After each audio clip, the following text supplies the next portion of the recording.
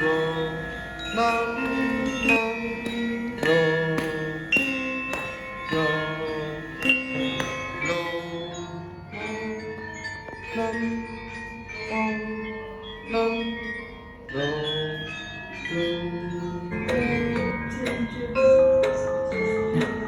Ini wanginya.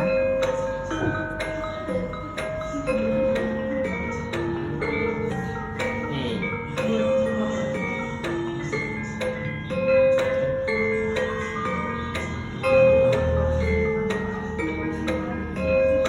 Jadi sebelumnya di pelajaran seni budaya itu, apalagi di seni musik itu sangat kurang terhadap praktek.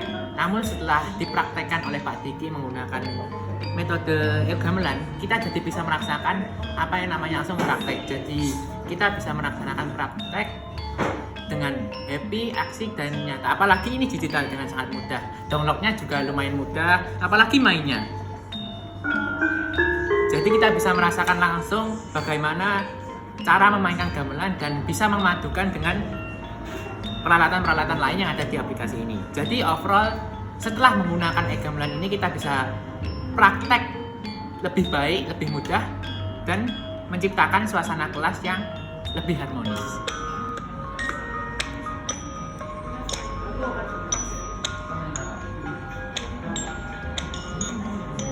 Jadi sebelumnya pelajaran seni budaya lebih difokuskan pada teori saja.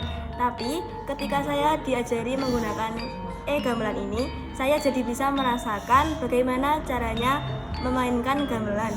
Jadi sebelum saya main ke gamelannya yang asli, saya bisa latihan dulu menggunakan e-gamelan ini.